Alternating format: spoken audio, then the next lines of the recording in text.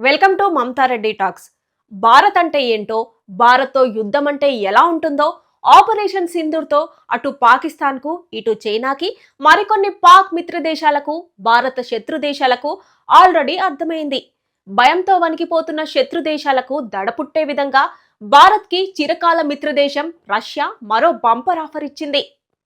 మన సుకోయ్ 30 MKI fighter జెట్లలో ఉపయోగించడానికి వీలుగా రష్యా తన కేట్-69 స్టెల్త్ ఎయిర్ లాంచ్ మిసైల్ టెక్నాలజీని ట్రాన్స్ఫర్ చేసుకోవడానికి పుతిన్ గవర్నమెంట్ ప్రపోజల్ పెట్టింది. దీంతో ఇకపై మన దేశంలోనే ఈ క్షిపణులను తయారు చేసుకునే వీలు కలుగుతుంది. దీనివల్ల మన Indian air force double strong అవుతుంది. 400 కిలోమీటర్ల లిమిట్ ఉన్న ఈ స్టెల్త్ మిసైల్ తక్కువ ఎత్తులో ప్రయాణిస్తూ శత్రు వైమానిక రక్షణ వ్యవస్థల కన్నుగప్పి టార్గెట్ ని అటాక్ చేస్తుంది. 710 కిలోల బరువున్న ఈ మిసైల్లో 310 కేజీల మేజర్ బ్లాస్ట్ వార్ హెడ్ ఉంటుంది.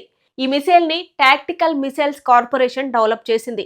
రీసెంట్ గా ఉక్రెయిన్ యుద్ధంలో కూడా రష్యా ఈ మిసైల్స్ ని యూజ్ చేసింది. ఇందులో గైడెడ్ టెక్నాలజీగా ఇనర్షియల్ నావిగేషన్, గ్లోనాస్ జీపీఎస్ తో పాటు ఎలక్ట్రో ఆప్టికల్ ఇన్ఫ్రారెడ్ సీకర్ ఉండడంతో ఈ మిసైల్ ఎగ్జాక్ట్ గా టార్గెట్ ని అటాక్ చేయగలదు. ప్రస్తుతం మన ఇండియన్ ఎయిర్ ఫోర్స్ లో సుకోయ్ 30 ఎంకేఐ యుద్ధ విమానాల్లో బ్రహ్మోస్ ఏ సూపర్ సోనిక్ మిసైల్స్ ని అమర్చి ప్రయోగిస్తున్నారు. దీని రేంజ్ 290 నుంచి 450 కిలోమీటర్స్ డిస్టెన్స్ లో ఉంటుంది. అయితే బ్రహ్మోస్ వెయిట్ దాదాపు 2500 కిలోలు కావడంతో ఒకేసారి 1 లేదా 2 మిసైళ్లను మాత్రమే మోసుకెళ్లడానికి వీలు కల్పిస్తుంది. అయితే ఇప్పుడు రష్యా అందించే కేట్-69 మిసైల్ బ్రహ్మోస్ తో పోలిస్తే లైట్ వెయిట్ గా ఉంటుంది. సుకోయ్ ఫైటర్ ప్లేన్ ఒకేసారి 4 మిసైల్స్ మోసుకెళ్లే వీలుంటుంది. ఇక ఈ ప్రపోజల్ ప్రకారం భారత్ కనీసం 200 నుంచి 300 మిసైల్స్ కొనడానికి ఆర్డర్ పెట్టనుంది.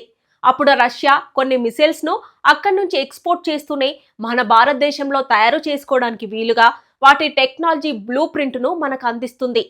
భారత్ లో వీటిని తయారు చేసేందుకు Russia Hindustan aeronautics limited HAL, Bharat dynamics limited BDL వంటి సంస్థలను తమ పార్ట్నర్స్ గా సెలెక్ట్ చేసే అవకాశం ఉంది.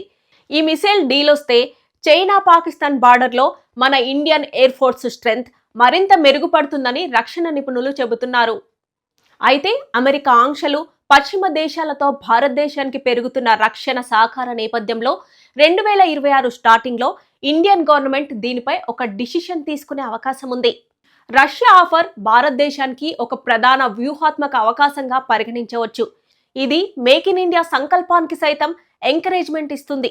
ఇప్పటికే ఇండియన్ ఎయిర్ ఫోర్స్ లో ఉన్న సుకోయ్ ఫైటర్ జెట్ల స్ట్రెంగ్త్ ని పెంచడంతో పాటు long range strength, attack strength maximum develop చేస్తోంది. సో శత్రు దేశాలు భారత్ జోలికి రావాలన్నా అలాంటి ఆలోచన చేసిన వెన్నులో వణుకు పుట్టాల్సిందే.